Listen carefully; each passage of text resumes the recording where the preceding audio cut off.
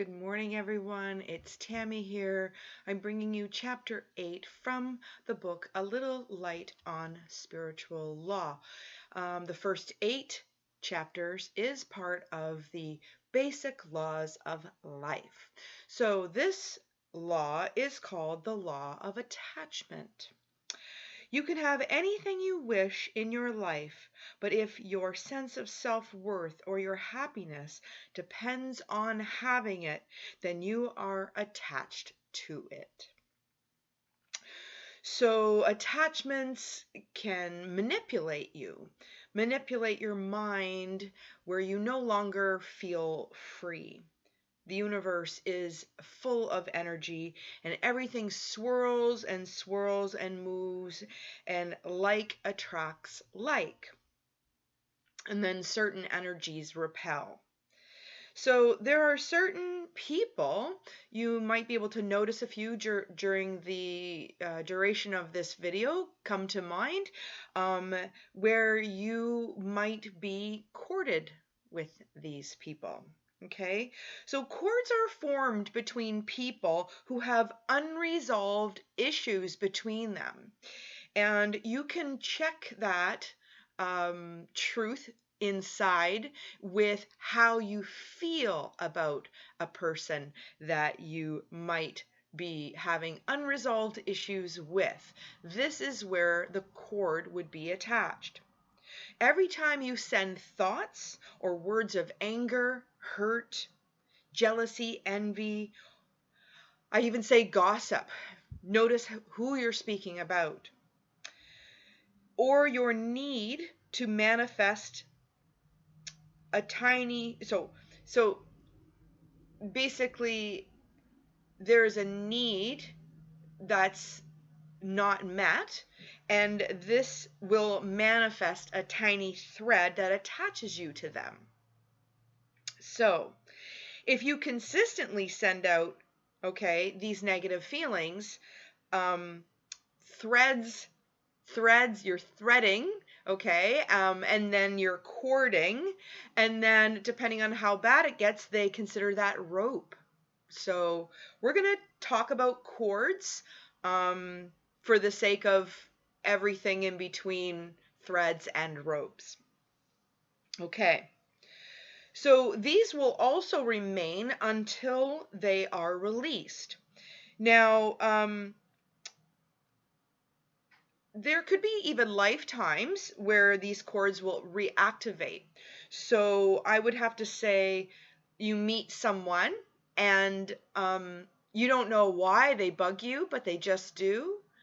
There could be some kind of a cord there. So anyway, this gives your soul an opportunity, and that opportunity would be to do things differently, okay? To send healing, or to heal the self, or to notice new things. We can also be attached to things like greed and pride and need and envy, okay? We can even be attached to gossip. Gossip is a huge subject. Literally. You can be attached to things like houses and cars and jobs or your bank account. So you can also be attached to intangible things like the desire for recognition, or on the negative side, self-deprecation or aloofness. So just know that a master is detached, independent of status, finance, emotional needs. Basically, what that is a master can have a fabulous home, but if it's taken away,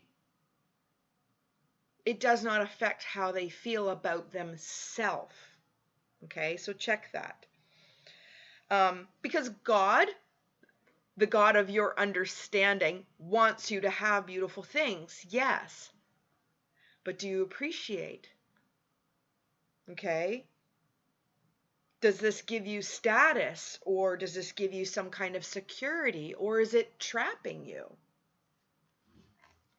And of course, you can have a wonderful relationship because source of all, one, wants you to be happy in love as well.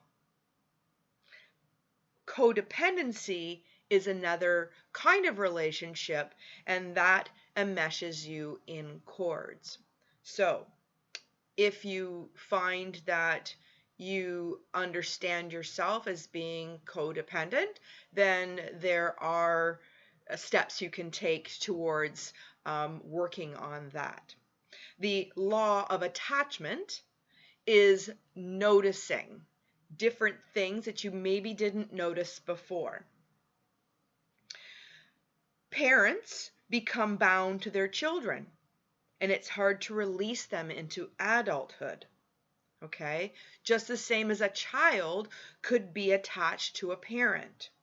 And it's very difficult for them to form a mature adult relationship. These are corded relationships that fall under the law of attachment. This could be a huge conversation. I mean, we understand that when a child leaves the home, there's going to feel loss. There's going to be loss, or, grief is another direction that you'd want to work on if you notice that you have strong feelings about that. What it goes to say is attachment is conditional love, and a master loves unconditionally. They do not form cords, and he they want he God oneness wants you to feel freedom, wants you to feel that you are able to be you. Okay? So when someone leaves, dies, there is a mourning period. If it's devastation, there's meaning behind that. With the most utmost gentleness, it's important to navigate that.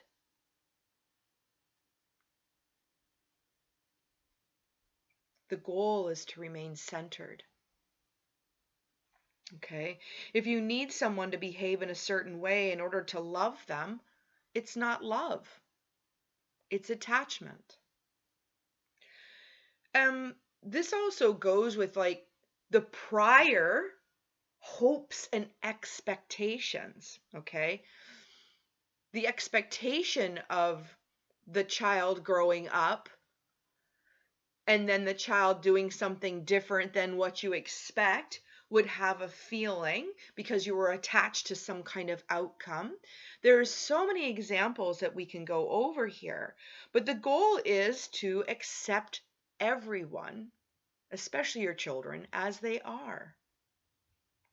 So forgiveness dissolves these cords, and going within and doing some forgiveness work, especially if you notice that, wow, I've been attached to cords. We don't want to shame and guilt ourselves over these things. These are natural human behaviors. I would also recommend the Ho'oponopono prayer, which is a Hawaiian mantra slash exercise that you would do to help clear the energy that is attached to feelings or cords. And there's more to that. I'm sure I'm missing some information. So please look up the Ho'oponopono.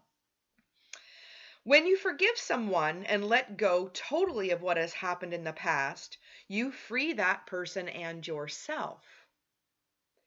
Shame and guilt bind you to certain memories and hold you back. And I can attest to this one. One of my very first spiritual awakenings was huge attachment to an experience that I held shame and guilt. Forgive yourself for your past actions. I have a beautiful story that goes with that. I'd love to share that with you one day. So we hold on to others for our sake, not theirs. Okay? It goes on to say that it's very common that families have cords and attachments, and there's entanglement, years and years upon entanglement of codependency. But interestingly enough, if you are working on yourself and you are working on the cords that you have with the energies that you hold, anger and resentment and all these energies, once you pull yourself free from that, and I'm going to speak specifically for family dynamic here, okay? Um, if you pull yourself out of, pull the cord, cut the cord, whatever that looks like, because there are cutting cord techniques that you can look up as well. But you might find that that is the thread that allows the whole family to be freed of this cord. Or you might find as you cut these cords that you will be able to stand back and observe the family still corded. And I say circling.